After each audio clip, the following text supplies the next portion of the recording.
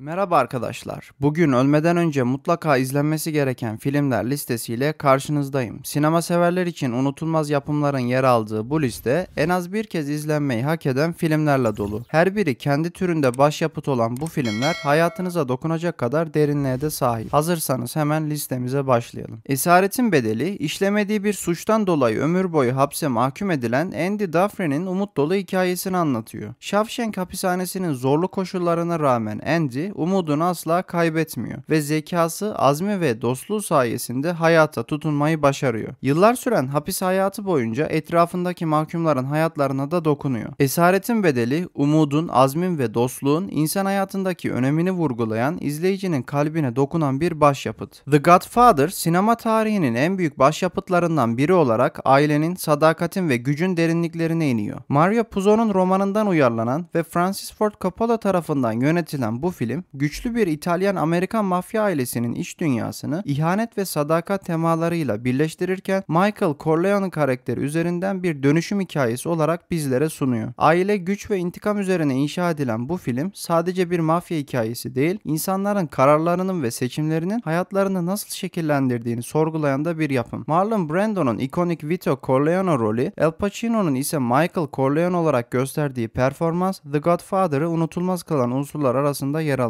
Steven Spielberg'in yönettiği bu film, Normandiya çıkarmasında cesurca savaşan bir grup askerin kaybolan bir diğer asker olan Private James Ryan'ı bulup kurtarma görevini üstlenmesini konu alıyor. Yol boyunca ödenen bedeller ve gösterilen cesaret bu yolculuğu çok daha anlamlı kılıyor. Saving Private Ryan sadece aksiyon sahneleriyle değil, savaşın getirdiği kayıplar, duygusal yoğunluk ve insanlık dramıyla hafızalara kazınan bir yapım. Savaşın acımasız gerçekliğini gözler önüne seren bu film, izleyiciyi derinden etkileyen bir temaya sahip. David Fincher'in yönettiği Fight Club, sandığınız gibi sıradan bir dövüş kulübü hikayesi değil. First rule of Fight Club is you do not talk about Fight Club.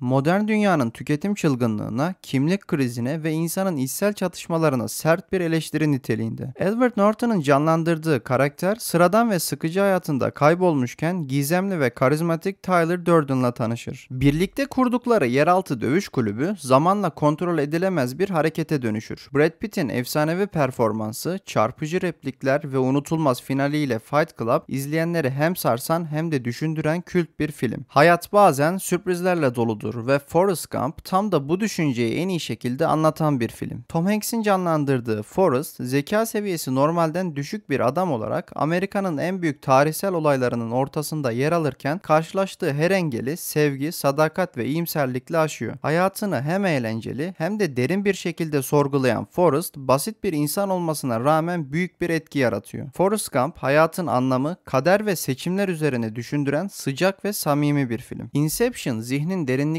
inmeyi ve gerçeklik ile hayal arasındaki sınırları sorgulamayı konu alan zihin bükücü bir film. Leonardo DiCaprio'nun başrolünde olduğu bu film, rüyaların içinde başka rüyaların olduğu bir dünyada bilinçaltındaki fikirleri çalmak için yapılan cesur bir soygun anlatıyor. Ancak bu basit bir soygun değil, çünkü gerçeklik her geçen dakika daha da bulanıklaşıyor. Christopher Nolan'ın zekice yazdığı senaryo ve görsel efektleriyle Inception sadece bir aksiyon filmi değil, izleyiciyi sorgulamaya iten felsefi bir yolculuk haline geliyor. Bir kez izledikten sonra gerçekliği tekrar aynı şekilde görebilecek misiniz bilemiyorum. The Green Mile, vicdan, mucizeler ve insanlığın karanlık yüzü üzerine dokunaklı bir yolculuk sunan bir film. Paul Edgecamp, idam mahkumlarının son yolculuklarında onlara eşlik eden bir hapishane gardiyanıdır. Ancak bir gün karşısına dev cüsseli ama çocuk ruhlu olan John Coffey çıkar ve onun sıradan bir mahkum olmadığını fark eder. John'un sahip olduğu doğaüstü yetenekler sadece onun değil, çevresindeki herkesin hayatını değiştirecektir. Stephen King'in kaleminden çıkan bu eşsiz hikaye, izleyeni derinden etkileyen sahneleri ve unutulmaz karakterleriyle sinema tarihine kazınmış bir başyapıt. Yeşil Yol sizi hem ağlatacak hem de insanlığın en saf ve en acımasız yanlarını sorgulamanıza neden olacak bir film.